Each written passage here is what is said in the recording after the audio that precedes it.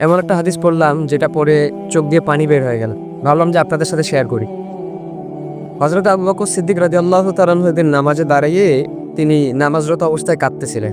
নামাজ শেষে একজন সাহাবী জিজ্ঞাসা করলেন, হে আবু বকর, আপনি নামাজের মধ্যে কাঁদতেছিলেন কেন? আমি সংক্ষেপে বলতেছি আপনাদেরকে। তো তিনি বললেন যে আমি নামাজের মধ্যে এমন একটা আয়াত আমার স্মরণ হয়েছে, যেটা স্মরণ হওয়ার পরে আমি কাঁদতেছিলাম। কি আয়াত?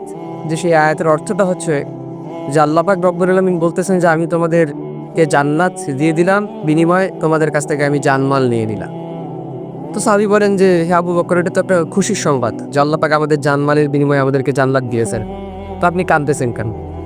আবু বকর সিদ্দিক রাদিয়াল্লাহু তাআলা আনহু বললেন যে আমি আজকের আগ পর্যন্ত এটাকে খুশির সংবাদ মনে করতাম, কিন্তু আজকের পর থেকে আমি এটা শুনলেই, এটা মনে করলেই আমার কান্না চলে আসে। কেন? যে তুমি তো জানো আমার একটা কাপড়ের দোকান ছিল। আবু বকর সিদ্দিক রাদিয়াল্লাহু তাআলা আনহু বলতেছেন ওই কাপড়ের দোকানে অনেক কয়েকদিন আগে একজন মহিলা কাপড় নিয়ে গেছিল।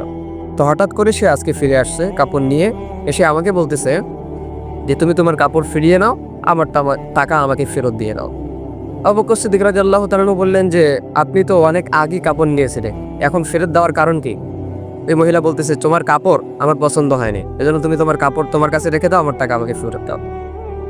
আবু বকর সিদ্দিক রাদিয়াল্লাহু তাআলা আনহু বলতেছেন আমি কাঁদতেছি এটা ভেবে, কিয়ামতের ময়দানে সবাইকে যখন উলঙ্গ করে দাঁড় করানো হবে, সেদিন যদি আল্লাহ পাক রব্বুল আলামিন আমাকে বলে যে আবু বকর তোমার জানমাল আমি তোমাকে দিয়ে দিলাম, বিনিময়ে তুমি আমার জান্নাতকে আমার কাছে ফিরাই দিয়ে দাও, সেদিন আমি আবু বকরের হালত কি হবে?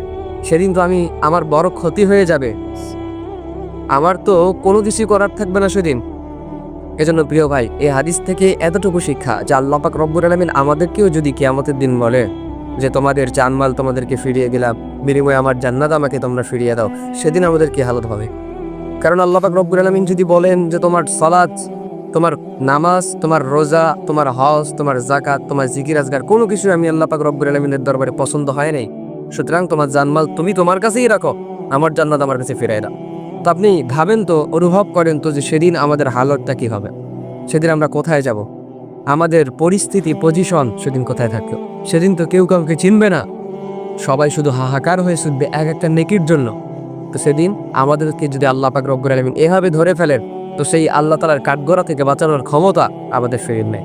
আপনি দুনিয়ার কাঠগড়া থেকে চাইলেই আপনি কিন্তু বাঁচতে পারে, কিন্তু আল্লাহর কাঠগড়ায় যদি আপনি ধরা খেয়ে যান, তো সেখান থেকে বাঁচার কোনো উপায় নাই। এজন্য কোনো কাজ করলে, কোনো ইবাদত করলে মনোযোগের সাথে করতে হবে। সালাত, রোজা, হজ, যাকাত, জিকির আজগার যেটাই করি না কেন মনোযোগের সহকারে যেন আল্লাহ তাআলা কবুল করেন আমার এই সালাত, আমার এই ইবাদতটা যেন আল্লাহ পাক রব্বুল আলামিন কবুল করে। তো সেই দিকে লক্ষ্য করে আমাদেরকে ইবাদত করতে হবে, আল্লাহর সন্তুষ্টি আমাদেরকে অর্জন করতে হবে। আমাদের মূল টার্গেট হতে হবে জান্নাত লাভ করার। এখন জান্নাত লাভ করতে গিয়ে আপনাকে দুনিয়াতে যা যা করতে হয়, যা যা ইবাদত করতে হয়, যেটাই করা লাগুক না কেন সবকিছু আপনাকে করতে হবে। চাই সেটা বাতিলের বিরুদ্ধে জিহাদ হতে পারে, চাই সেটা নামাজ দিয়ে হতে পারে, রোজা দিয়ে হতে পারে, গরিব মিসকিনদেরকে হেল্প করে হতে পারে, সুদ ঘুষ জেনা ব্যভিচার ছেড়ে আল্লাহর সন্তুষ্টি অর্জন করে হতে পারে, নবীর সুন্নাহগুলো মেনে হতে পারে। সো যেই দিক থেকে আপনার মনে হবে যে না আমি জান্নাতটা কামাই করতে পারবো, হাসিল করতে পারবো, সো সেই কাজগুলোই আমাদেরকে করতে হবে। তো আল্লাহ পাক আমাদের সেই কাজগুলো করার তৌফিক দেয়।